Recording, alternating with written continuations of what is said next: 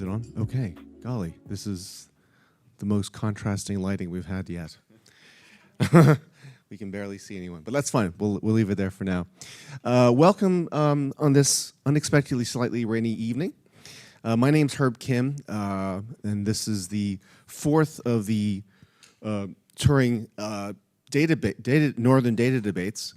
Tonight is, in short, about, I guess, healthcare and data. There's a fancier title than that, but I think that's the guts of it. We have an online audience as well, so welcome to those of you who are tuned in on, and thank you for joining us. And we have a great panel assembled. Thank you to Professor Rachel Franklin for leading on the recruiting and the paneling. And so let's get started. We're going to have about an hour's worth of discussion, followed by an opportunity to ask questions, and hopefully we'll turn on the audience lights then so we can see you. And yeah, so shall we start with Vaishnavi Kula? Oh, I said it a little bit wrong, right? Vaishnavi, sorry.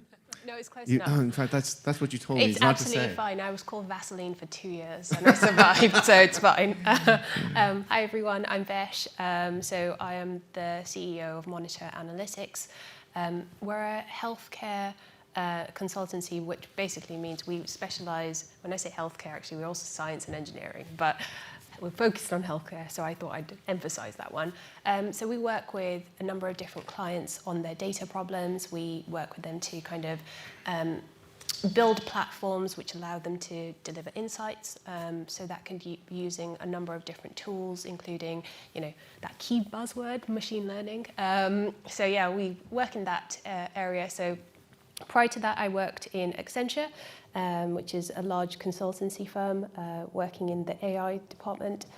And yeah, my background is in chemistry, so I am a scientist at heart, so this does really matter to me, and I would go as far as to say that this is genuinely a passion of mine.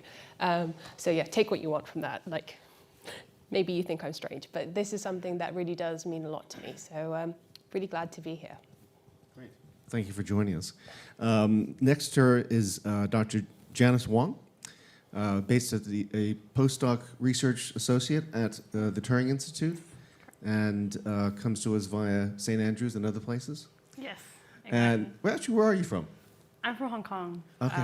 and I came here for higher education, and I've stayed ever since. So it's been a good while. Great. Well, thank you for staying. You want to tell us a little bit about your background? Sure. I didn't know I was going next, so this is a nice surprise. But hi everyone, and it's great to be here. It's great to be in Newcastle in this lovely space, and thanks also to the online audience attending as well. I'm not going to talk so much about me, as more just my thoughts about this topic.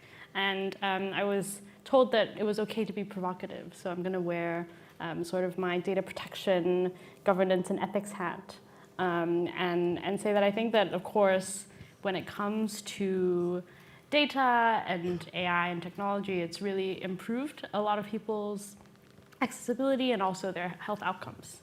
But I'm going to take a pinch of sort of skeptical optimism, or optimistic skepticism rather, and say that, well, I think three main things. One is that more data is not necessarily better, particularly when we're thinking about individuals, partly because if individuals don't have access to data or don't understand that data, then what does it mean for them?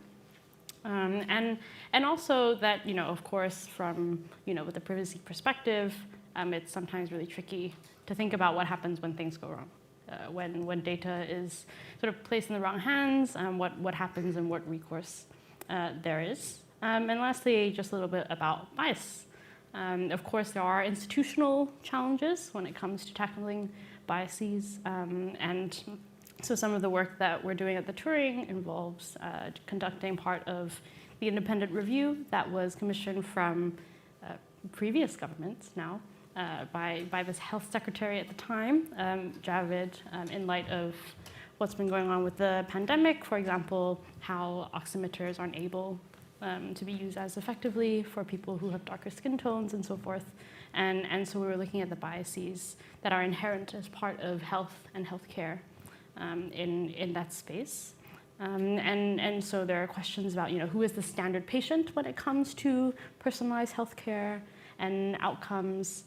What does it mean when data is, or health is datafied and becomes more of a pay-as-you-live model?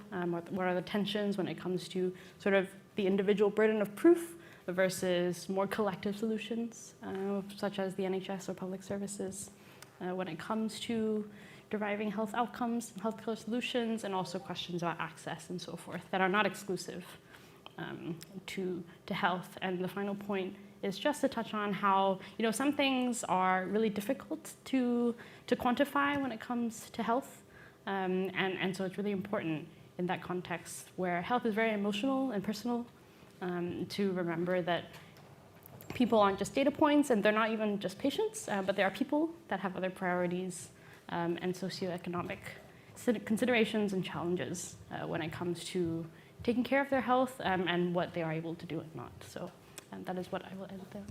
Janice, thank you. Professor Alessandro, or Alex, I think if you prefer, Frangi, originally from Argentina, and now been in the UK for the last 11 years, I believe you said, first Sheffield and now Leeds. Would you like to say hello and maybe offer, if you have some initial thoughts you'd like to offer as well?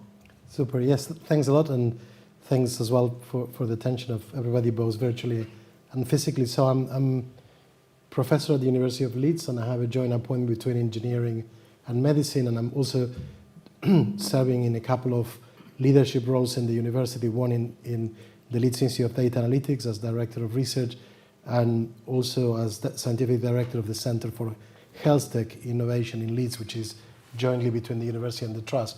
So perhaps one of the reasons why I'm emphasizing all these aspects is because I've been quite exposed, let's say, both in my own research, which is more about data analytics on radiological imaging and medical imaging, and building models from those, but also through supporting collaborators and colleagues, both clinical colleagues and academic colleagues in the university, to the challenges of doing data exchange and data access. And I think what I get out of all of these years in doing that job is that there is indeed a number of founded concerns and things that need to be done carefully and legally and ethically correct. But at the same time that there are solutions to a lot of those problems. And in many cases it's more about educating how we do things and understanding the implications of what we do. So having a bit more holistic education than purely the technical or purely the clinical. But also that there is a huge impact about not acting or not doing the sort of things that we want to do in the area of data science. What I mean by this is that sometimes the status quo that we have at the moment, we may think there is a fallback option, that we can just stay the way we do things. And it's only about the risks of doing this transition to a more digital era. But I think there is actually a lot of existing problems with the way we do things right now, that if they were a bit more recognized and exposed, probably we would be less concerned about the transition. Still mindful to do it well, but also concerned about staying where we are. And I think that is for me, it's an important realization. And what I find by talking to clinicians, by talking to also patient representatives and colleagues, is that there where there is a good understanding, there is a lot less fears and easier to actually generate the trust that I think we were discussing on the break, that is essential for transitioning in the most constructive way, right? Great. Okay. Thank you. Hermina Healy. Yep. I got it right. Thank God. Who joins us as part of the Dynamo Northeast Community Interest Company, which has been helping to promote the prospects of the digital economy in the Northeast for many years now. And Hermina, how long have you been with Dynamo? I've not been with them very long, only since January. I did dabble with them a few years previously, helping Northeast Futures UTC when that set up, and that's where I kind of started getting my interest in not just education skills, but obviously digital tech and health sciences. speaking to parents, kids, businesses across the region about the potential opportunities. And so now I run the Health and Social Care Tech Cluster for Dynamo Northeast. I was there a few years ago saying we really need a health tech cluster, and now here we are. Yay. My actual background is as an architect, not of IT at all, but buildings. Running a sort of business with my husband, and we've had the fortune of travelling a fair bit, living abroad, working abroad. So sort of actually, we were just talking on the way here, weren't we, Vish? But having kids abroad was a totally different experience to back in the UK. And my interest and sort of helicopter view I've had to learn quite fast of the NHS and various mechanisms, social services. I'm trying to bang a lot of heads together, if you like, and bring together a lot of cross-sector sort of collaboration, if that's possible. And it leads on from what you were just saying about how there's a lot of things that are wrong in the existing system. And I think in any other industry, they would have recognised that and been able to change things or adapt more quickly or in a more agile way. So that's the interesting thing with health, is what I'm interested to see what we can learn from energy sectors, manufacturing, other sectors as well, and bring into. And does the Northeast have a significant and growing health tech cluster? Well, yeah, we have a lot of interest in our cluster, and it's great because we can draw on and create meetings of people between sort of adult social services, NHS trusts, the Business Services Authority for the NHS, which is like the back of house, if you like. For the, when you put your prescription over the counter at a pharmacist, who actually deals with all that. And they're based here in Newburn, which was great, and they're really keen to innovate. Industry partners and, of course, academia. So I'm sort of trying to connect dots between the various people and, of course, industry, big and small. Okay. Thank you, Harina. And last but not least, Nick Palmerini, originally from Italy, Milano, I think is what he said. Then in Boston, working with MIT and IBM. And then for the last 3 years, leading the National Innovation Center for Aging here in Newcastle. So Nick, take it away. Oh, sorry, of course. No, you and me, we share the mic.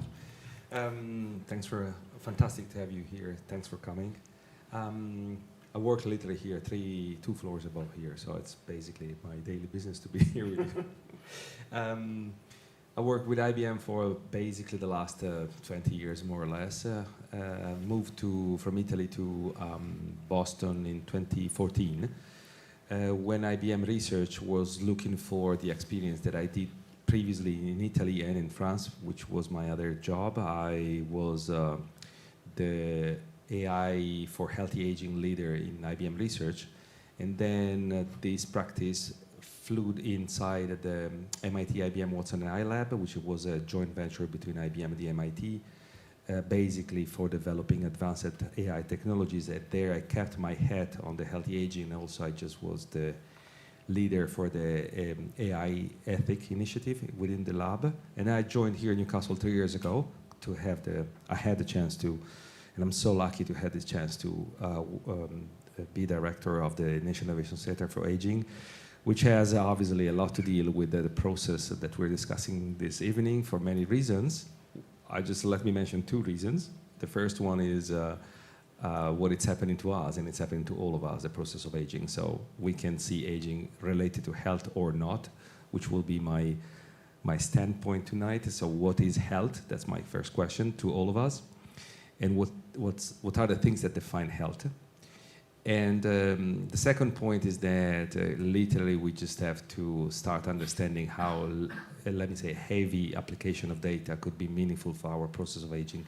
Typically, when I talk about older people, you think they don't have the dignity to be, quote unquote, treated by the practices, the industrial practices, as everybody else. So there's a lot of innovation that we are dealing with every day that typically just seen for an aging demographic as a sort of ancillary to them, because again, you think about health and not think about the life of individuals, which I guess is the point. Finally, about the importance of data ethics, I guess there is a geographical aspect, and it's so interesting to have people from very different countries here, sitting here. Basically, we're all from different countries somehow, which is fantastic. Because I think literally you have the world is split in 2. One is the United States, and the way they treat data out there is very, very different from here. So there's a lot of innovation that can't come here, or when come here, has a lot of issues that can't be applied here. And therefore, I guess we represent somehow a frontier about how the things could be done ethically, but at the same time, there's limits about, exactly as Alexander was saying, the two different perspectives on how you can maximize the innovation and make it meaningful to the people. So, fantastic discussion. Thank you, Nick. So, in doing a bit of research on the topic, I mean, because I don't study healthcare with any regularity, I was first moved by just the staggering amounts of money that we spend as a country, as a globe. The U.S. You mentioned the U.S. The U.S. is, I think, by far the biggest spending economy per capita by some distance in terms of healthcare, and that unfortunately doesn't mean they're necessarily a very efficient spender of money, but they do certainly spend a staggering amount of money there. So there's clearly commercial opportunities in all this. But I wanted to start because, I mean, there'll obviously be, most people in the audience are probably not going to be health and data experts. To some extent, to illustrate, without getting too much into limitations of data regimes and whatnot, what is the prize in all this? Like, in the best of all possible worlds, whether you want to define that in 10, 20, or 30 years, like, if we get this right, like, what are the how is the world going to change, either collectively as a global entity, as a country, or just individuals? You know, like, why should an individual in this room actually care that we actually do use data to help improve healthcare in a big way? And obviously, that's a very huge question. I'm not expecting you to answer all of it, but maybe a slice, whether that's from your world or from something. And Nick, since you were the final person, why don't you start? You're gonna gain. You already have gained 2 years every 10 in the last 50 years, right? So you have gained 20% every 10 years of health span. You did nothing. We did nothing. Can you just explain health span? Yes, Yeah. yes. It's basically when you're born, how long you're gonna live. That's your lifespan somehow. So basically, typically in the beginning of the century, lifespan was around 40, 45 years. That's why we had pension that I don't know if you know has been established 150 years ago, that basically was a sort of a gift that Bismarck at that time gave us to allow us to live a decent life after we couldn't work anymore. But at that time, the lifespan was literally 5-6 years more than when they were gonna give you a pension, which was roughly 60 years old. At that time, we were dying. Children were dying. We didn't wash our hands. We didn't do a lot of things. And then after the war, which was another, let me say, down peak in our, let me say, growth as a population, a global population, we realized that we could live a lot healthier and for longer, and it's made by all of us. Research, education, lifestyles, learning, all these things, and obviously research and innovation, that's the things we're going to discuss about today. So without us doing nothing, we have gained 2 years every 10 in the last 50. So that's the first prize. We're going to live for longer. The second point is, are we interested to live for longer with all the possible disease? No. That's the second point. We can live for longer in a healthier way. That's the second, I guess, big switch in which we're living today, the healthy lifespan. So we're living for longer in a healthier way. Therefore, we could be in our 80s or 90s, and it's happening. Just look around yourself how we're changing as humans, thanks to all this innovation that we're all together be able to build, and enjoy life along the span, which opens up another point. What's the price of enjoying life? Mm-hmm. Is society in which we're living enough, well-designed to enjoy the life? Do enjoy the life in certain areas of the world, to think about all the discrimination we have. So there is somehow our ambition as humans to, innovate, create, develop, to show how powerful we are with our capacity as humans, right? But at the same time, the society is not as fast to accept all these things. That's why we have so many ethical problems, because the research is going with the purpose of research, to innovate, to design, to invent, to create, to develop, for our well-being. Then we can discuss in probably another session, if you want, if we like the economic system, political system in which we are, okay? Keep it aside. So progress as a society towards this direction. And that's the win that we have from all this innovation. But that's why we are still having so many problems we're generating ourselves along this journey, because we're not ready to keep the speed of our capacity of creating innovation, which I guess is the counterside of the capacity that we can build. But let me say, the big prize is that we are living longer. And someone says that, let me say, the average man, of a future woman, will be around 130, 120. It's something that is somehow achievable given many factors that I want to discuss tonight. But let me say, the origin of these factors is in this room. So the people working in this field, all of us, one way or the other, are just going there. When Pfizer or Moderna put a vaccine there, that's a longevity thing, right? Because finally, they're just finding ways to avoid you to die. And that's somehow the mission that sometimes we don't talk about. And again, nobody here is talking about living forever. We're talking about living longer in a healthier way, okay? That's the point. But it's exactly what we do every day, and that's exactly the job of my colleague somehow. I've got. Oh, sorry. Yeah. So, Heb, could you repeat the question? So if No. I was so engrossed in what you said that I just want to make sure I'm answering the question correctly. So it really is to try and help the audience understand why we should care. To some extent, what is the potential of data applied to healthcare, to medicine, however broadly, or that you want. And Nick's given us quite a good sort of, if you will, global view. If you have something that's maybe, if you will, a layer down, in terms, or it doesn't have to be. It just tell us why you're excited. I mean, you're obviously quite passionate about this area. Yeah, absolutely. So why am I passionate? Yeah. Okay, so bit of a background story. I grew up with someone who I really love, who has type 1 diabetes. Now, I don't know if anyone in the audience knows what type 1 diabetes is, or the impact on life to that, or what that means on a daily basis. But that means 12 blood sugar tests, finger prick tests. That means... is that a day? A day. Right. That means 3 to 5 injections a day. That means every time my sister wanted to make a decision about her life, like every other ordinary child, she had to think about, oh, have I slept enough? Have I had enough water? Have I eaten enough? And that was before she even stepped out the door to decide, how fast she'd walk to school to get to school on time.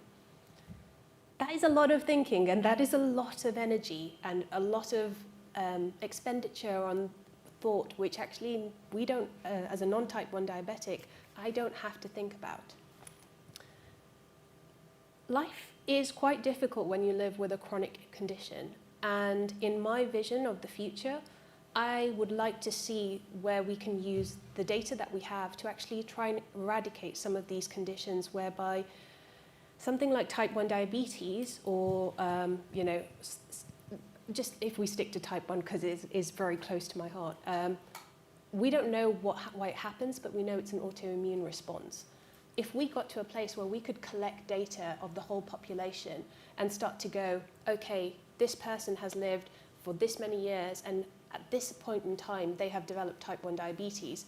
By having a whole roster of their healthcare data, we might start to understand what is triggering these events in people's lives, and therefore move from where we are, which is unfortunately slightly reactive. I'm not degrading where we are, it's a very good place to be, to being a more proactive society when it comes to medicine.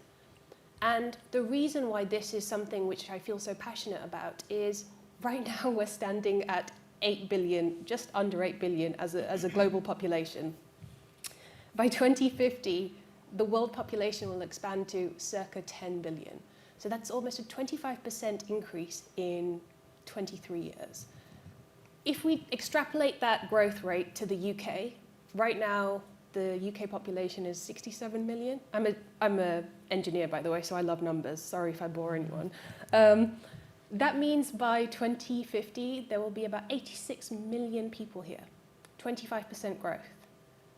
How are we going to maintain the infrastructure that was actually built for maybe 40 million and apply that to double the population and ensure that everyone receives good, decent healthcare and keep and actually keep in line with the vision of people living to 130. Again, whether or not you want to live to 130, we'll discuss at a later point. But that vision of actually enabling a better quality of life through medicine is why I feel so passionately about this.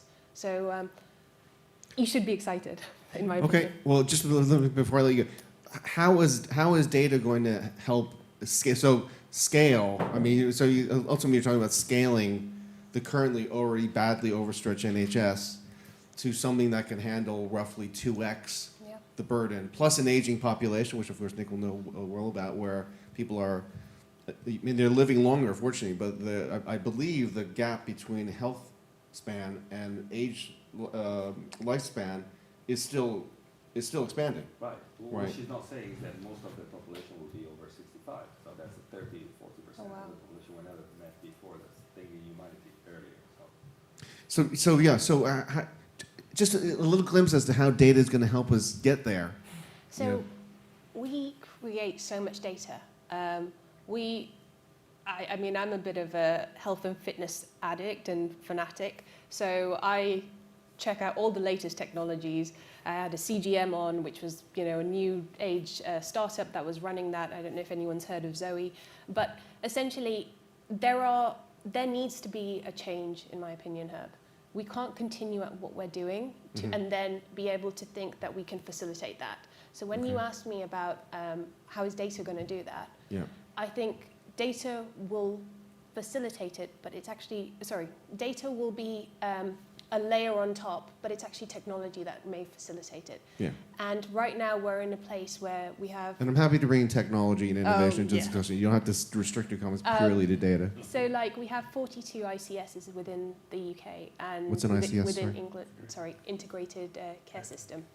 And so they cover a number of different, I'm not the most well-versed in the NHS, so I'm going to turn to my experts here because I feel like they'll know it better. But essentially, the way I kind of think about it is like you have these different areas within the UK that kind of cover and look after the whole sort of trusts within the, that region.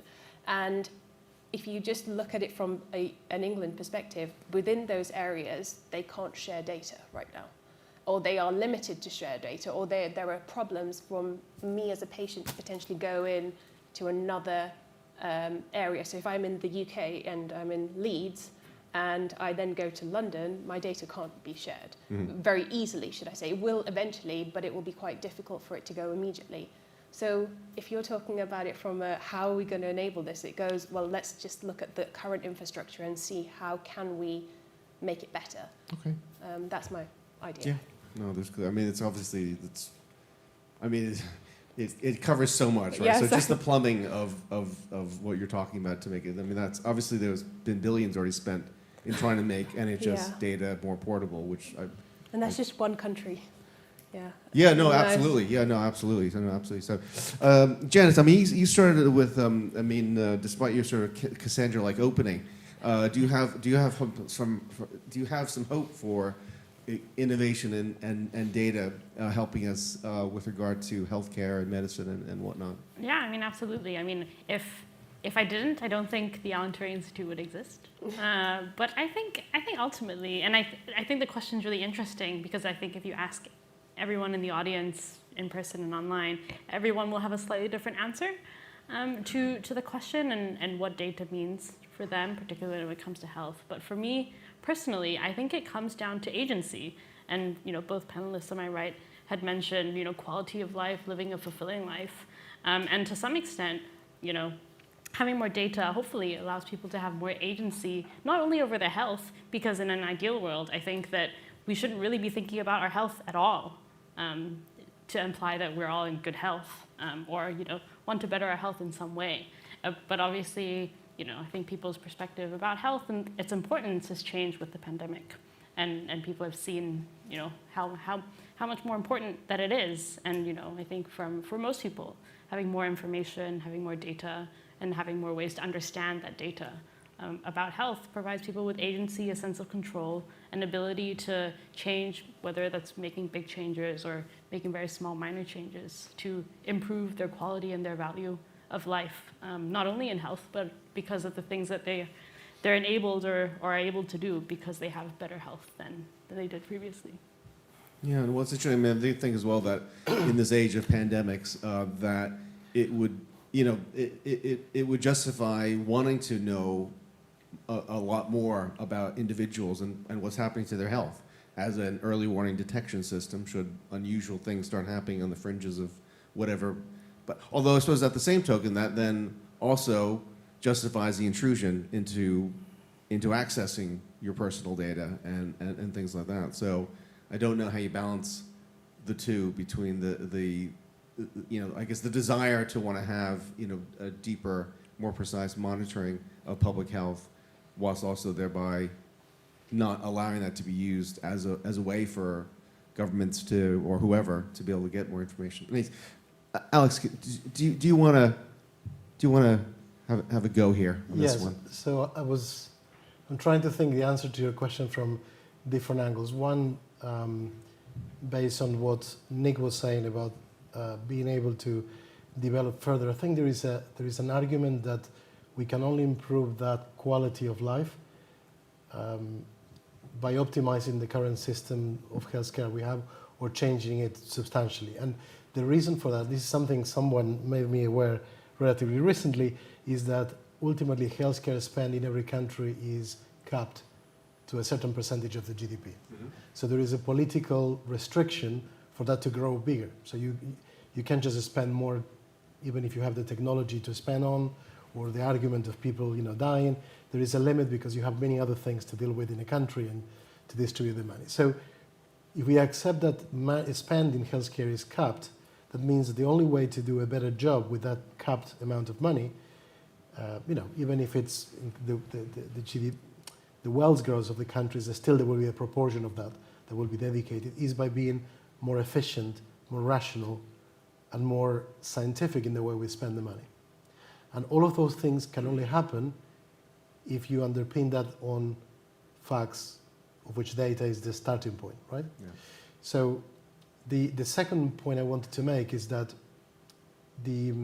I have a slide when I explained this to some of my students, that is, maybe some of you are familiar with the concept of the DAKY pyramid, or data, information, knowledge, and wisdom pyramid, which effectively says that we are overwhelmed by data, but what really matters is not only data, which is a measurement of what's going on today, but is wisdom, which is the ability of having validated knowledge that comes from data, from information, which is data processing, right? So the wisdom is that ability to have data that gives us information on things upon which we can take future decisions that about the future, like do we need to treat this patient this way, or do we give more of this particular medicine to the population? But all of that starts with data. But I want to emphasize data is only the starting point. Mm-hmm. And I think part of the reason why we're giving so much importance to the data is that we are realizing that the technology that underpins information processing and knowledge modeling ultimately exists there already for a while. We can do improvements, we can develop better algorithms, better models, but the quality of those models is highly dependent on the quality of the data we have in the first place. Yeah. And so I think when you were asking, what is the price, what is the advantage of this? Well, imagine for a moment if you were managing a company, the finances of a company, based on putting all the transactions you do mm-hmm. in a piece of paper and writing down into notes. That's more or less how we run the NHS in many ways. Yeah. It's through a lot of information that is through paperwork, it's not completely digital. But now what about if I tell you that the papers from one department of your company are not talking or being crossed with the papers of another department? This is radiology versus cardiology versus, oncology. So we have this unity, which is the person or the company that is being dealt with in a very different way, depending on which sector you are. And I think that's a bit the point you were making, that in other sectors, people would have moved on from approach long ago. Mm. I think the fact that healthcare is so delicate and so precious makes that we are going with a slower foot, but also that can become its problem as well, because the problems, the demographics, the economics of the world are changing at a pace that you can no longer choose to go slow in the way you deal with healthcare.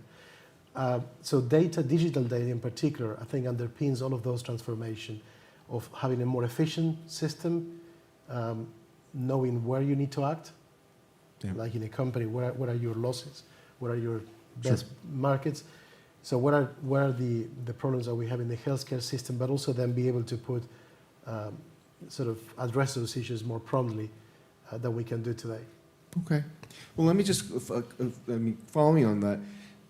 I mean, again, obviously, I'm not a doctor. I'm not a research scientist. I'm not even a data scientist. But my understanding is that one of the massive challenges in this space is just simply the human body, despite all the research and whatnot they've done, is just extraordinarily complex, right? And you know, we can't even tell people what their right diet is, right? I mean, definitively, right? There's a lot of very smart people advocating very different diets out there, right? And we haven't even gone into things like mental health and things like that. And it seems to me that like one of the, is because of this complexity and that the part of the potential is that by collating and analyzing and applying AI and whatnot, we can pick out some better, I suppose, better evidence or better patterns about how this machine actually works, i.e. us. And thereby, and so there was I think what I argue is the most underrated sci-fi movie of all time, Gattaca, which I'm sure you're all familiar with if you haven't seen it. Although, Alex, you look a little confused. Have you not seen Gattaca? No. All right, Must okay. watch. All right, yeah, we'll send you, well, I was going to say we'll send you a DVD, but no longer relevant. I highly recommend. Anyways, it's a movie with Jude Law and Ethan Hawke and another woman who's the female lead. It doesn't matter.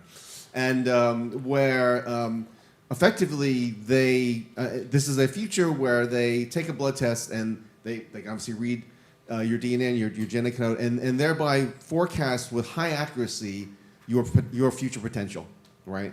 And so high potential individuals get fast tracked into doing all sorts of fancy, wonderful things. And obviously low potential people, less so, right? They're more living on the fringes. And it is a dystopic movie, although I actually thought, I was like, it would be so cool to be able to get to a point where you're taking a test, and obviously you're talking about over many, many years.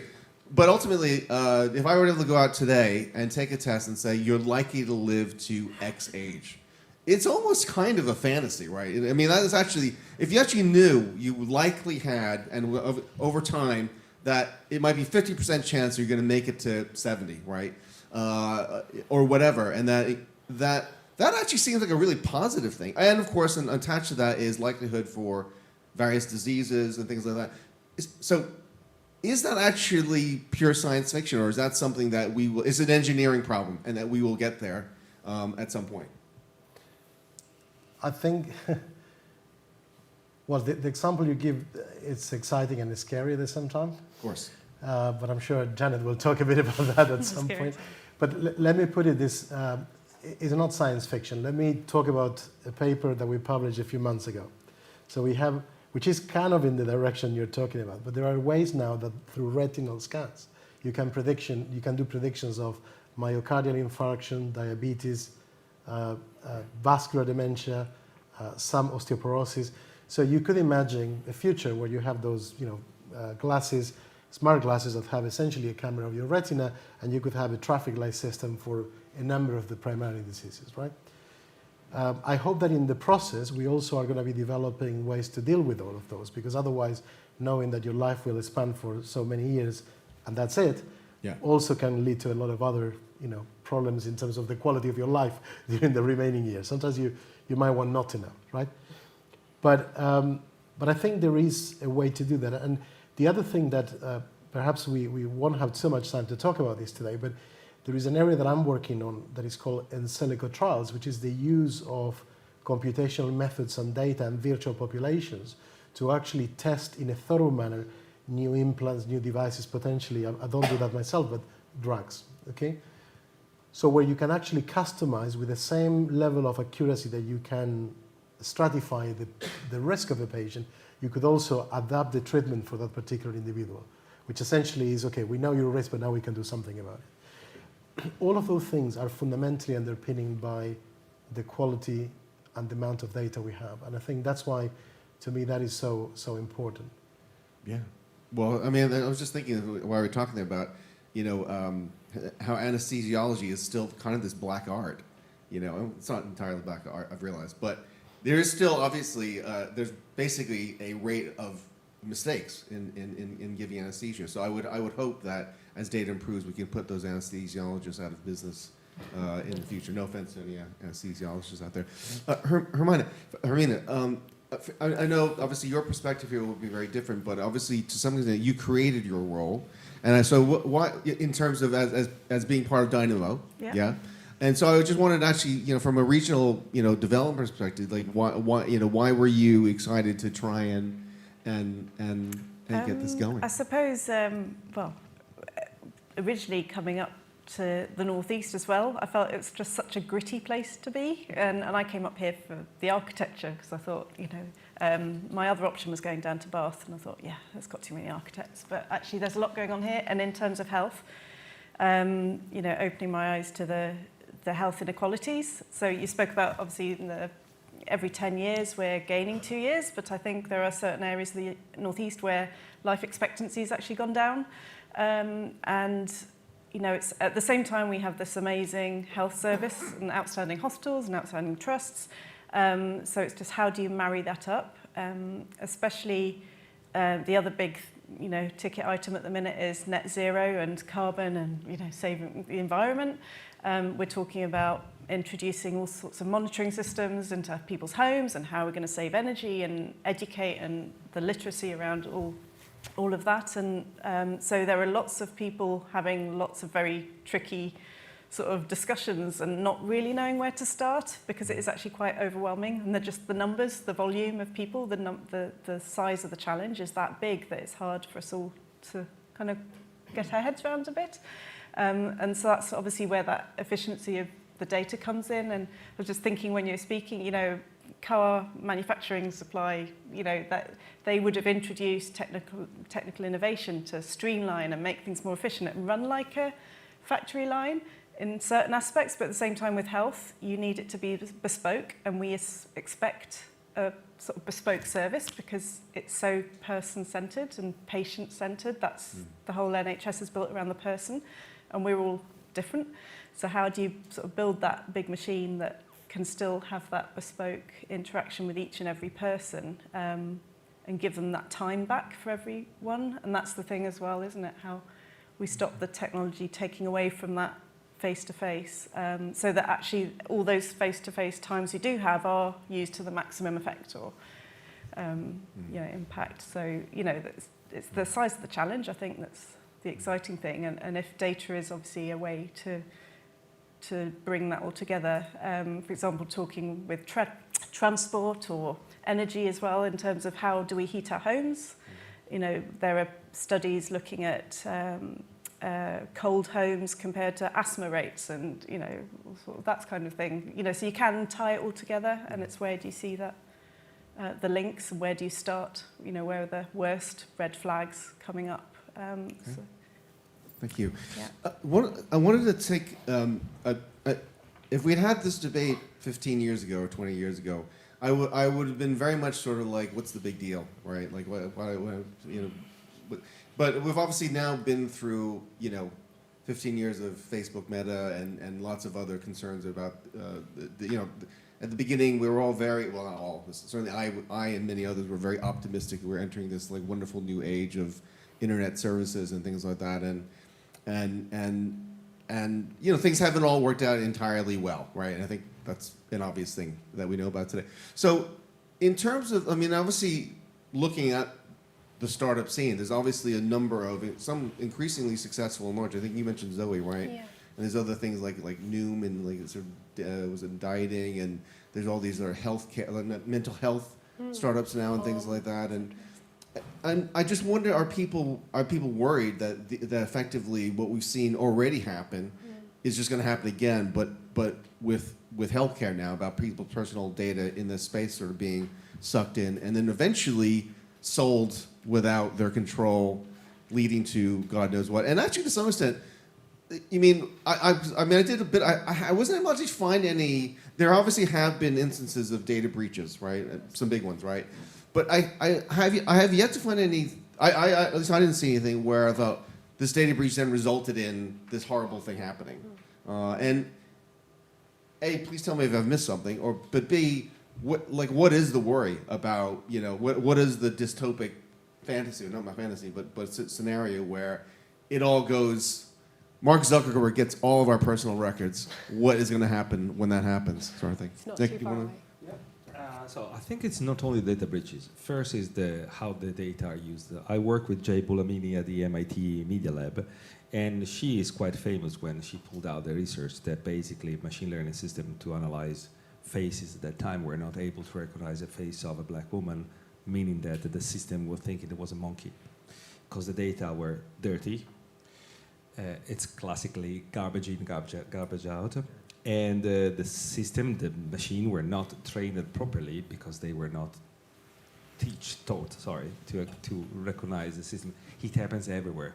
We had the example of Word2Vec, which is the vectorial database of on how you basically translate from the classic conversion right translation for vectors in words, and again that database has had to be cleaned by hand, literally a vocabulary that was still associating man equal doctor, woman equal nurse. Okay, so, and it's still there. There's a lot of things you can easily go on Google and check out on how in some, let me say, minor languages things are translated, meaning that we're just dealing with already problems that are happening in everyday life. So first is the first thing. And I guess that there's a lot yet that we have to do from that perspective.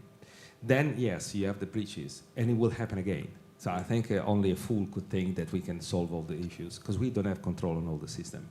Why? Also because we're not educated to do so. I was following one trend that we're just pushing out, how many computer science schools have ethics as one of their topic. And you literally can count them on the hand of 11. If you want, I can share you the Excel file about all of them.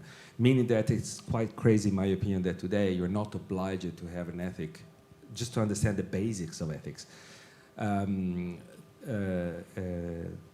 Courses that you have to overcome, you have to pass a test before you can literally graduate in computer science. We don't have it. You have it for lawyers, but you don't have it for computer scientists. What?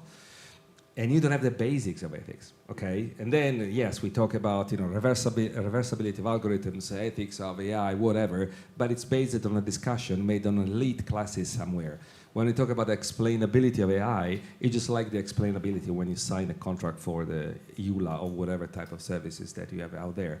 Yes, an engineer can understand when they explain why decisions are made for insurance company that is telling you a factor risk which is lower for you because you're a man than for her with a woman, which is by design still that way, because data goes back to metrics that has been put there 30 years ago by someone. So the point is that literally there are so many factors that we should have to be fixed, which I think machine can help us to fix. So we can use the same techniques that we use to deliver those kind of bias and discriminations to solve them.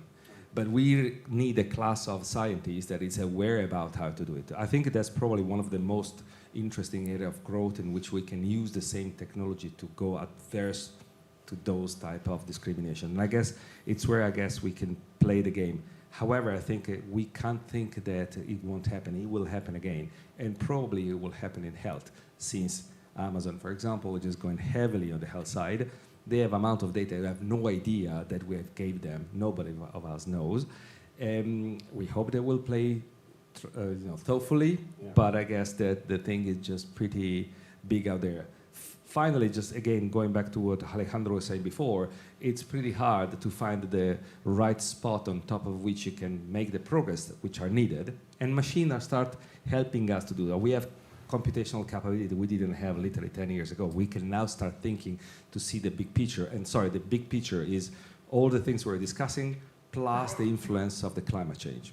Because yes, we're buddies, but aging with the same genetic footprint, myself here and you go somewhere, I don't know, in Brazil, well, something will be very different from our health perspective. Yeah, and it's a factor that we didn't think about before. We know it's very important. It's called the exposome. We can see from a very holistic perspective how we're getting, how we're aging somehow, because I see from this perspective, but in our health trajectory. But it's still a very early stage. where data are exchanged in a very rough way, and I think still there's a lot that have to be done. So I'm thinking gonna happen. I'm sorry. Oh, sorry. Yeah. So sorry. We're running about we've got about 10 minutes less officially, and I got in trouble last time because we went too far over. Professor Franklin wasn't very happy, so. So don't feel that you have to answer, but I mean, Janet, I would expect you to want to chime in on this one, so maybe we'll go to you next, and you can depress us all. Yeah, happy to do that. I have thoughts bubbling around in my head. I think to give maybe a more concrete example of how data, and I don't want to pick on Mr. Zuckerberg, but I will in this case. And you'll find more about it online if you search about social experiments, and focusing specifically on depression as an example, was whether through A/B testing or certainly gathering data of their users, Facebook were sort of found to be experimenting with their users in the background and serving people who were sort of inclined, to be perhaps depressed with more of those thoughts and more of those ads or more of those posts and so forth, and so made them more depressed. And this was research that was done. That was uncovered, and so forth. So, I think these are very tangible ways that kind of have very tragic consequences, and we see that with conversations around online safety, the online safety bill, and so forth, with the death of Molly very recently, and how data used in this way can be really harmful for individuals. And I think this is, of course, open up the more broader question in context of health, is, what are the companies that are in control of this data? I think very much when we think of, at least certainly in the UK, and, we've mentioned the differences in the UK and Europe versus the US, or US versus everyone else, if you prefer, and considering health data as perhaps something that is more of a public good, as part of public services. And so what happens when there are private companies where we're not clear what the contractual obligations are between them, have a hold of our data? And I think ultimately it comes down to, it's not on the screen behind me, but it's on the title of today's panel, it's come down to trust. And it's not just about healthy trust in data, but about healthy trust in our institutions as well, and the people that are supposed to be, accountable for our health and funding health, providing health, and so forth. And for something like health, once there is mistrust, and we have seen that in the UK, thinking about something like the care.data or the GPDPR, which are very similar in terms of data sharing across trusts and across different companies as well, and not being able to opt out of those agreements because it wasn't considered. And I'm not going to go into the details of those, but there are plenty of articles that have been written or newspapers across about that. And so I think that if once bad things happen and the mistrust is sort of seeded in, it becomes very difficult for people to gain that trust back, and that can be really detrimental for us as individuals, but also as society as a whole when we're thinking about health and health outcomes and what is best for our communities. Interesting. I just have not a counter, but just I was thinking in this time of international conflict and and the sort of rise and continuing rise of China, and my understanding of China is that they've been quite aggressive on things like AI and other things like that, and very happy obviously to use citizen data to their heart's content to do whatever. But one of the things I'd read in preparation to this is that some people, I think it was McKinsey who wrote that, arguably improvements in health span is arguably as important as education in being a fundamental source of economic growth over time. So it never occurred to me, but of course it makes sense when you think about it, that if you have healthy people, then they're going to be more economically productive, right? And so you then start thinking about, that this is actually, depending on your perspective, it's not just nice because you want people to have nice long lives and all that sort of stuff, but actually, if you want to have a healthy economy, if you are China or Russia or us or whoever, that this is actually a matter of like national importance, not from the nice thing, but actually from a not weaponizing and I guess. That would just be that. I guess that would be the counter to. And actually, sorry, when you talk about the U.S. versus everyone else, So how is the U.S. different than everyone else when you talk about that? I mean, not in detail, but fundamentally. From a data protection perspective, very different. So they have a very different system. They can deal literally with GDPR. There is no one company in the US that can deal with GDPR unless they're Google or the others, the global. But how much they paid for it?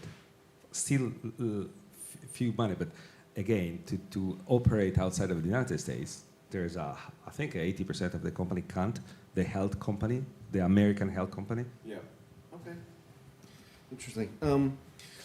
Yeah, I mean, so that's, I mean, to me, I guess, I think a lot of the narrative has been about, people being scared about their personal data being used. But I guess all I'm presenting forward is that there is another side to that, where I guess if, to some extent, if we'll restrict research and innovation because of our inability to access data, there is a downside to that could have some really big impacts, if you will, So, anyways, listen, it's getting near to the time. So can we actually bring the house lights up a little bit, or dim the lights on the stage a bit, so that we can interact with? Is he on a coffee break? Mm-hmm. Oh, fantastic! So lovely to see you all. There was somebody there, so we didn't see anybody. Do we have the extra mic? You got it. Okay, great. Fantastic. So if you want to prepare your questions, if you do have questions. Oh, we have a few. I'm glad I stopped when I did. So if we can take maybe 3 at a time, so that we just get a sampling and allow the panel that can pick and choose the easiest questions to answer. Hello, everyone. Hello, Saul. Hiya. I'm Saul. I'm in GDPR and data. So, hello, Jenny. What's the name of your company, Saul? My question is, given that the likes of Facebook, Tinder, and the likes can understand if someone's going to get married after several interactions, which of these data sources would you value the most to get your hands on? Excellent question.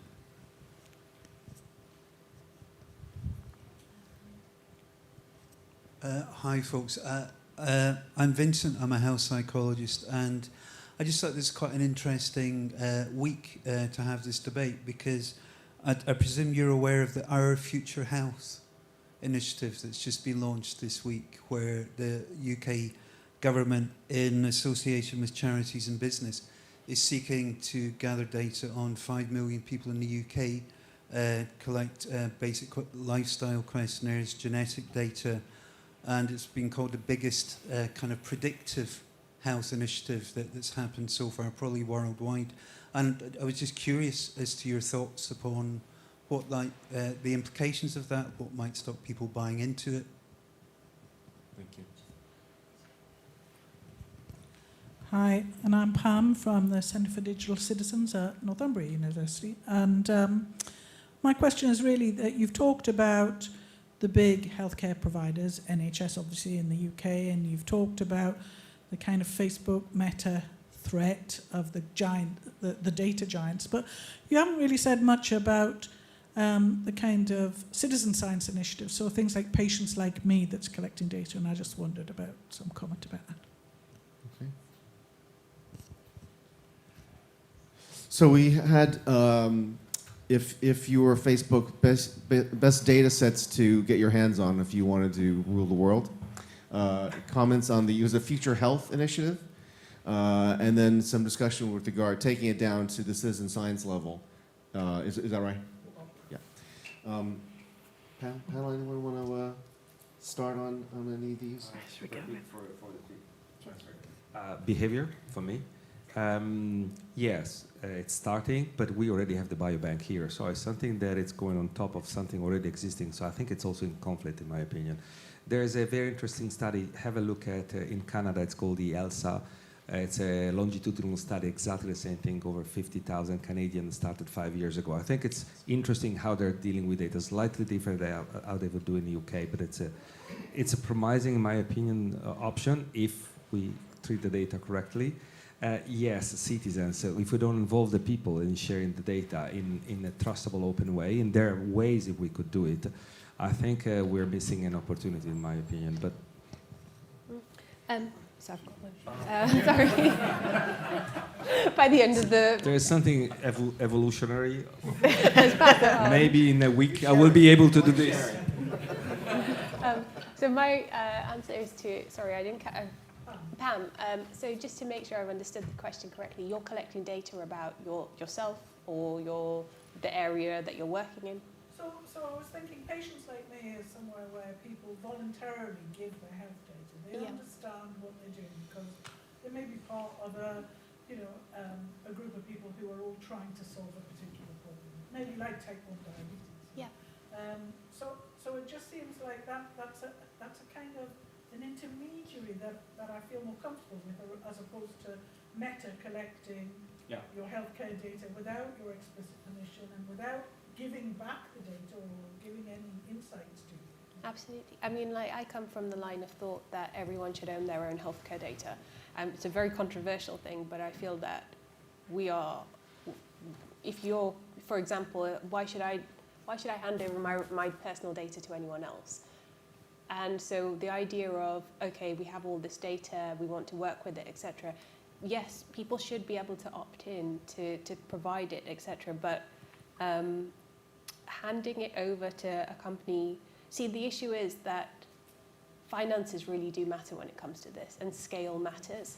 So working at a scale of maybe 100 participants, etc., when you extrapolate that out to the full population, does that still hold true, the hypothesis that you may be proving correct?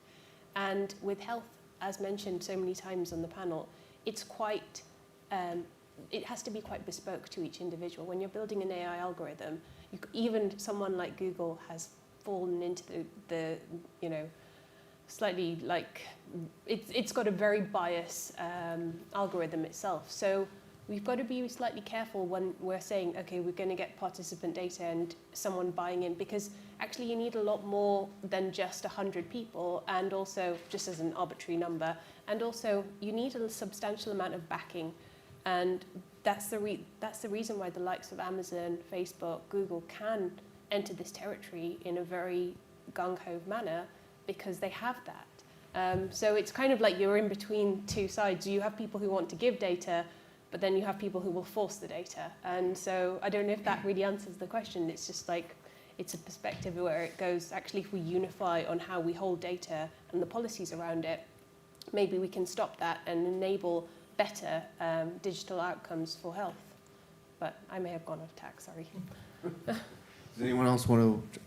Yeah, I'll respond very quickly, only to Saul so that the rest, and we can get more questions as well. My tongue-in-cheek answer is ask Palantir, because they seem to be the ones who are really emerging from the space, trying to buy out companies as a leeway to get contracts with the NHS, certainly in the UK. So that's my tongue-in-cheek answer. And then my serious answer, really, I think it's a balance between just getting as much data as possible, number one, and if they can't do that, or that balance with, what can they make the most money out of in terms of advertising, in terms of personalizing, providing personalized care. And that may look different in terms of, depending on other business strategies that they're adopting. So that's my very short answer to that question. Alex, did you want to? Yeah, just a couple of comments. It's mainly to the other two questions. There is a lot of different types of data for different, and every data set is useful for a particular purpose. So that's a bit part of what Vish was saying, that if you are, initiatives like Patient Like Me, if they only lead to relatively small data sets, and by large we mean millions, right?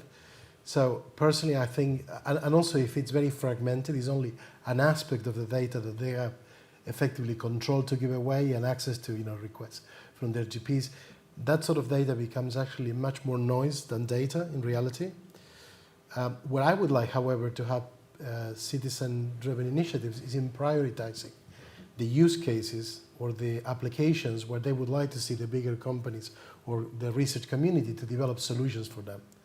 So what I would like to hear from the wider citizens, it's not so much that they share the smaller data sets, but it's actually what would you see as as an advantage for you as a citizen if we were able to produce that, so that we have clear goals to aim for. And with regard to our health, our future health, if I understand, Nick, the difference between that and UK Biobank is that that's real-world evidence, while UK Biobank is a population study. So there is in UK Biobank, what we are doing is collecting a cross-section of the population once, most of the times, measurements, while I think our future health is actually collecting their clinical records, so it's a live database that is growing. So that's a very good example of two data sets that are actually useful for very different purposes, and I would say both of them are equally important. What UK Biobank is very helpful is to generate populational reference values. Then you can use our future health data to build a system that stratifies patients depending on the risk. I think it's yearly or bi-yearly, the update for our future Yeah. health. Yeah. Great, thank you. Shall we take a few more questions? Yeah, okay. Hello, hi. I'm Paolo, a computer scientist. I work here, Newcastle University, next door. Briefly, someone mentioned health equality or inequality, I think it was you, very briefly, and then it kind of disappeared, but I think it's very important. And the question is, all this data that we have, is that part of the problem or a part of the solution? How do we make it part of the solution? It's a very simple question, but probably not a very simple answer. Thank you.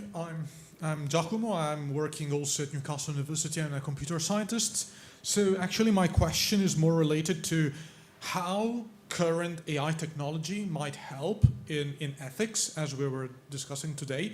Because the thing that I'm thinking of is that, for example, ethics is more related not to actually the outcome of one prediction task, but actually to the implications of the prediction task itself. Because it's like, if I'm doing something in the future, then I'm triggering a chain of actions and reactions, and maybe I'm actually achieving something which is unethical. So my question is, how mature is current AI technology in order to solve this kind of problems? Thank you. Two more. Do you want to answer those two, and then we'll do the Let's take off. Thank you. So my name is Samuel. I'm from NHS Business Services Authority. I'm a data professional, and I can't remember. Jen, you mentioned data bias, and a couple of the panel members also mentioned, health inequality, and I'm really interested to know how we can reduce, data bias. Especially within the health sector, and also how can drive the conversation around it. Also to know, just a general question, do you think that's, discussion around data bias and health inequalities less, discussed? And how can we drive those conversations? Thank you. Hi, I'm Andrew. I'm a product manager, and I'm a type 1 diabetic, so your story really related. And I think sort of by personally having sort of a continual glucose monitor, seeing that sort of removing sort of the snapshot of once every 5 hours, having a finger prick in data, seeing that continual trend has been really powerful. And it sort of touches on what you said about being able to personalize drugs and being able to provide people with really specific personalized medication. And I think, extrapolate that across every condition, the whole health sector, there's a huge opportunity. But I guess sort of the flip side of that is in terms of, creating a two-tiered society almost in terms of the risk, maybe not as much in this country, but certainly in the likes of America, in terms of actually, is there a risk that companies, insurance companies or employers are going to say, actually, we don't want to employ you. We don't want to employ you because you're a higher risk, a higher cost. You may have more time off sick. And I guess sort of the question I have on the back of that is, what do you see the role of government as being in terms of controlling that data or controlling sort of equality or sort of commonality across data access? Okay, so we had government role in ensuring just data isn't used for discrimination, or health data isn't used for discrimination. We had another one about data and inequality in healthcare outcomes, AI and ethics, if I remember correctly, and then data bias. Yeah, is that right? Yeah. I'm sorry. Health inequalities. And health inequalities, yes. So, all fairly light topics. But I think there is quite a nice thread between all of those. And I think part of you have actually given the answers to each other. The point that Paolo made is interesting because I was at some point during the session, the panel, going to make the same comment. The fact that we can unveil all of these inequalities or these biases because now we have a computational means to demonstrate that that you get the wrong answer actually is a problem, but it's also a way to articulate, to put evidence that happens very often, and therefore being able to tackle it. I don't think the problem is the algorithms are unethical. The problem is that the databases we have, which by the way are the databases that have driven healthcare for the last 20 years, have those biases related to access to care, for instance. Now, the fact that now we are able to pick that up and realize that allows us to take policies from the government point of view, allows us to look at the fact that we might be not sampling the population in an egalitarian way. And that allows us to put in place mechanisms that somehow are less prone to lead to actions which are unethical. Maybe not an action of an individual, but inevitably we are creating policies and procedures within the NHS that actually inevitably go that way. So I think we are, rightly so, but we are scrutinizing more AI than we are scrutinizing the way we deliver care today. Perhaps because it's a computer, it's not a person, it's not Dr. X or Dr. Y, right? So that's a good thing, as long as we have the mechanisms to then recognize it quickly and act in terms of the way we sample. We sample basically the population. I think that in a sense also gives us indications for where policies need to be improved. You mentioned something that nobody mentioned was the fact that some people I hear sometimes say, well, isn't there also a threshold with the digital acumen that people have, whether they are digitally savvy or not? I think that's a problem which is, in a sense, relatively transient. That in a few years, as I was saying during the break, if I look at my kids, they are very digitally savvy, much more than we are, and that's a problem that will not exist there in a relatively short time. But we need to put in place for the transition also the mechanisms that, if you don't have access to smartphones or you don't have access to internet as much as others, these differences are real, and these inequalities. Herbie was mentioning before that they're in the UK. There are 2 cities in the area on the west of Leeds, which are 10 kilometers apart. There are 20 years life expectancy difference between these 2 cities. This happens, just 60, 70 miles away from here.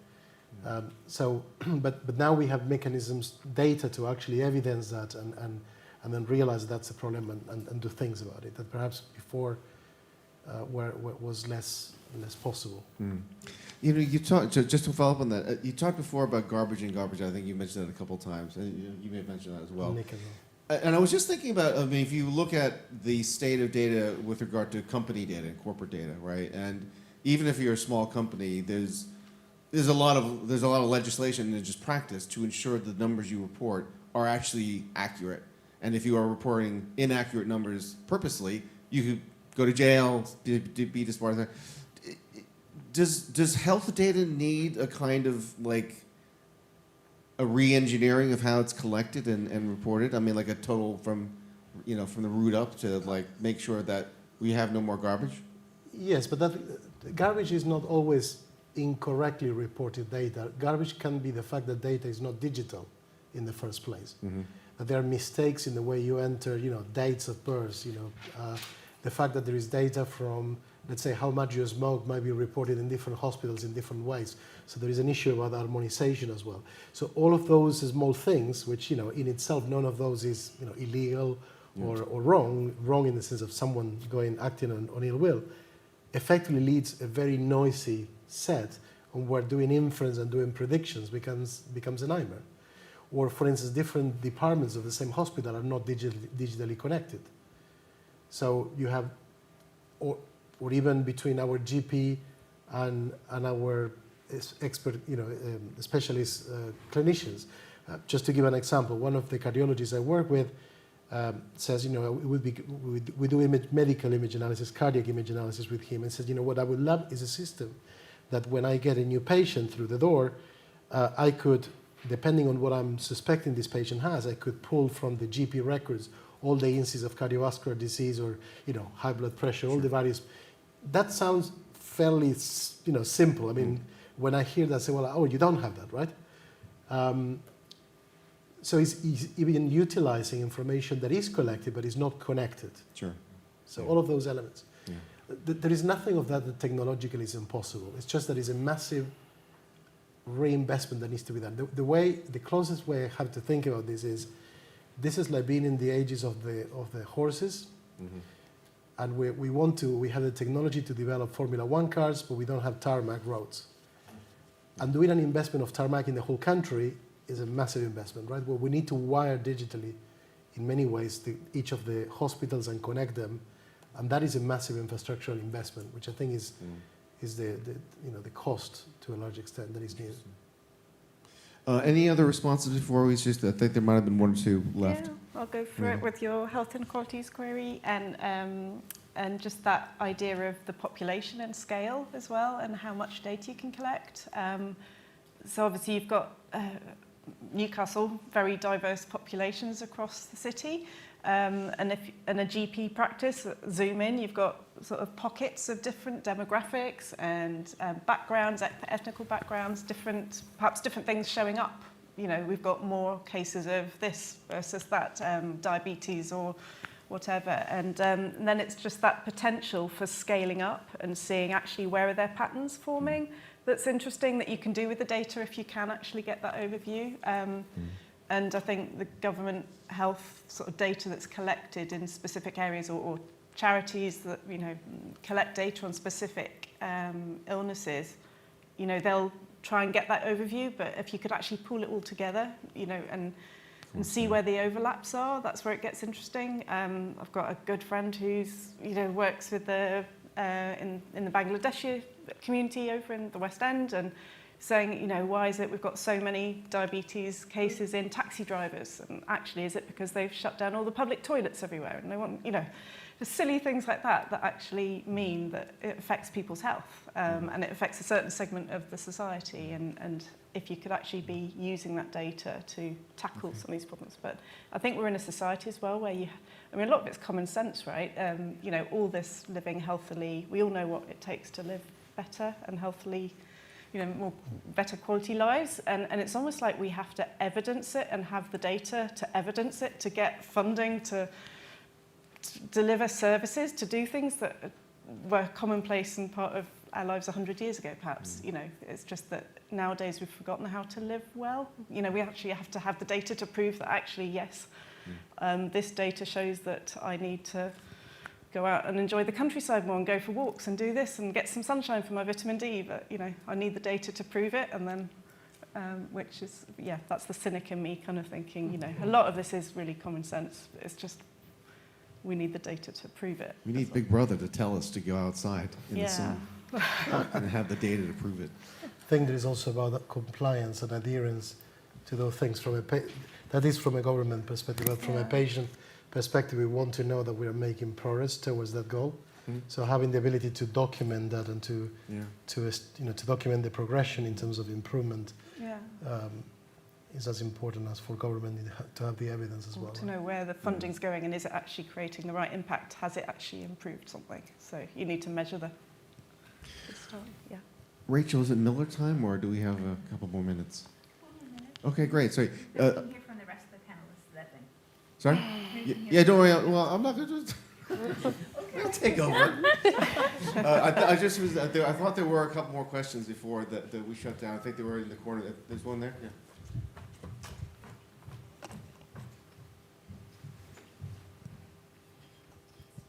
Hi there. Yeah. It's shit data in, shit data out. It's not garbage, is it? But in terms, we've worked with pharmaceutical companies to take global test data, anonymize it, and then split it out in an anonymous way to allow stakeholders to actually analyze the data.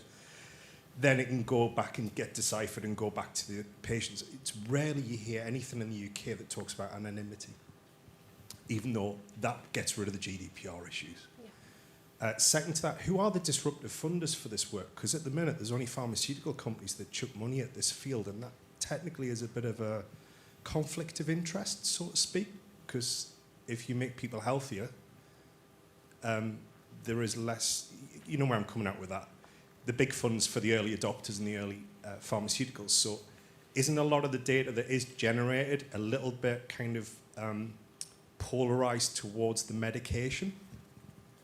And that's what generates the funds in the first place. How do you feel about, are there any disruptive funders out there in the UK? You mentioned Google and, you know, Musk and what have you. Do we have any philanthropy in the UK in terms of data funders for this field?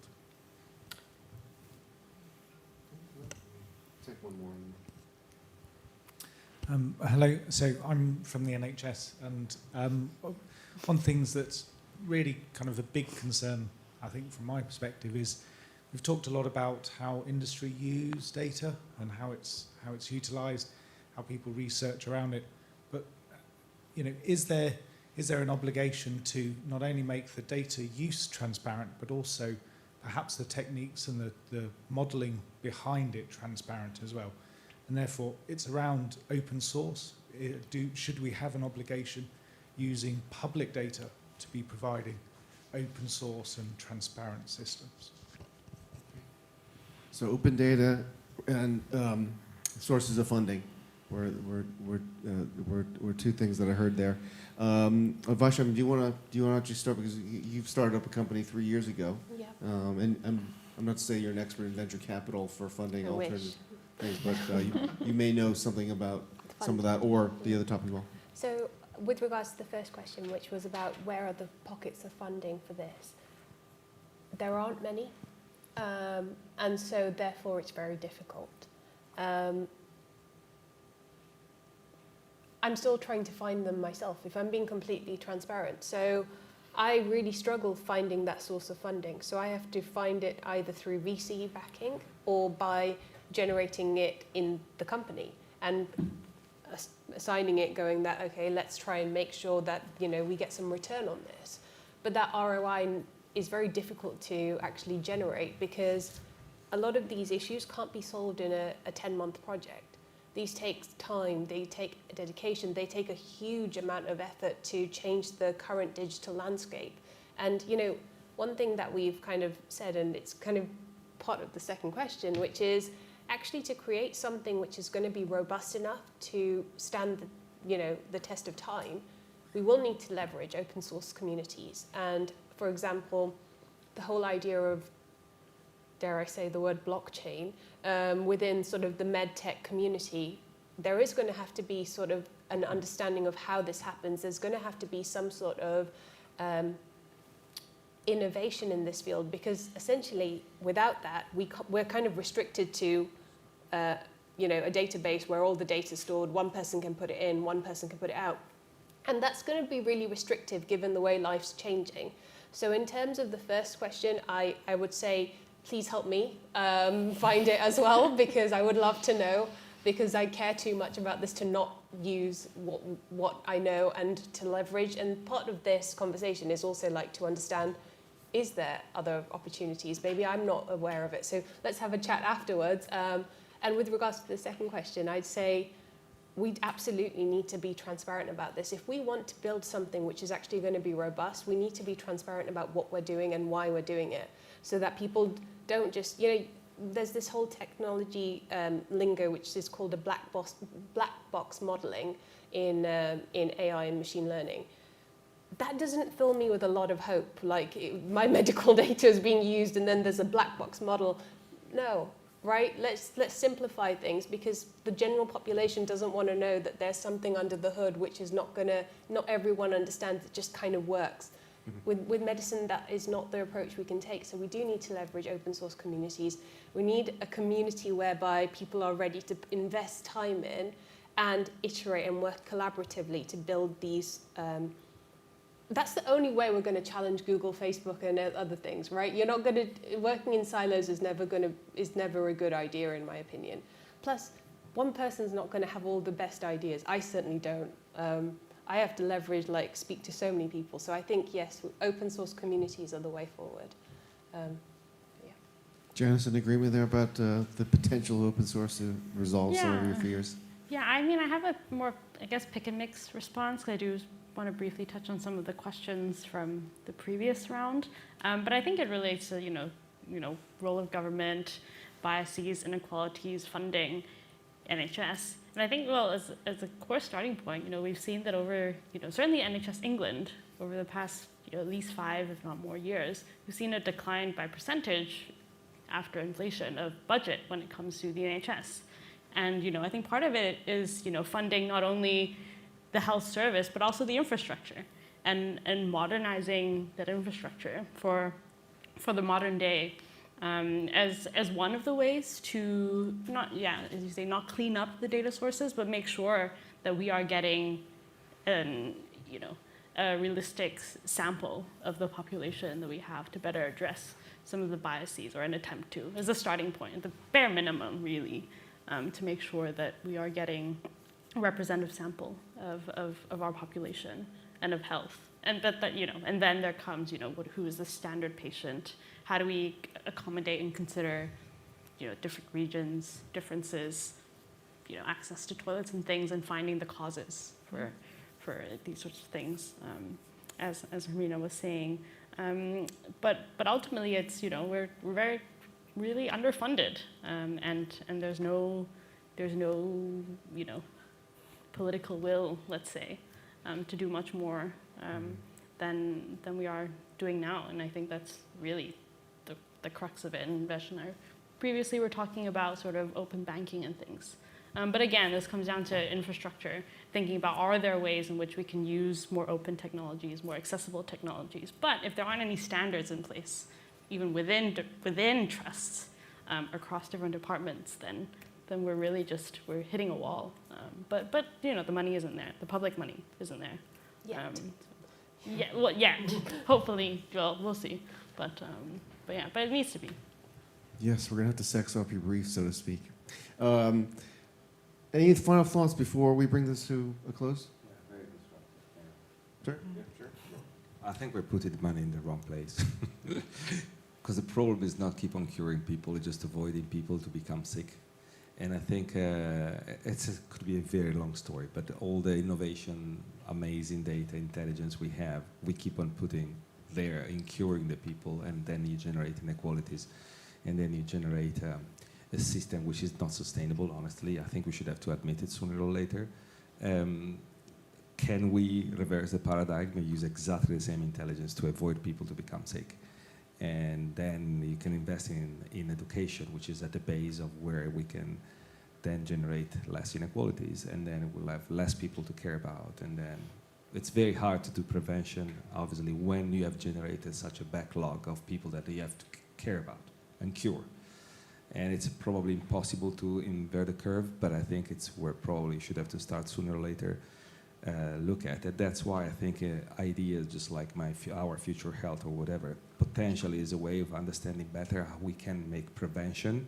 I know it's a word that you just drop in an ocean of impossible dreams, but I think it's where, I guess, somehow the technology can help us really to then redesign the approach of care and potentially solve many of the issues we're discussing about tonight. Alex, Hermina, any final quick thoughts? You don't have to have them if you don't have, but it would be as I was going to go on from what Nick said about the prevention rather than cure, and that is the big problem, and the funding. And I think we were just saying before, weren't we, Nick, that if government can change and chop and change itself so quickly, then surely we can chop and change a bit of funding policy in healthcare. Interesting. Okay. So easily. Yeah, with respect to the funding, two ideas. One is that I think the funding should go to better infrastructures to collect good data in the first place, not only in the point of care in the hospitals, but in the point of living, and the idea of connecting sensors with sort of smart homes and with environment, to collect all this environmental information. It's part of that as well. The second one is, I think there is a myth out there that digital health is a cheap area for investing in the startups because it is all digital, as opposed to a pharma where you have massive. I think that's wrong, because the flip side of the cheap investment in digital The technology is the easy bit, easy. The expensive bit is the databases that go behind, which are the knowledge base for those digital health prediction models and so on, be solid. So I think if that's something that investors will have to understand at some point, because that might be actually the source of the funding, but is understanding that if you invest in a digital health company, you need to be prepared to put part of the money for that curation, data collection. Now, that will be cheaper if there are better infrastructures than we have today. That's why I think the other part is complementary as well. Interesting. Right. Hermina, Alex, Janice, Vash. Did I get that right? It's close enough. Close enough. And Nick, a huge thanks. Can we give him a round of applause, please?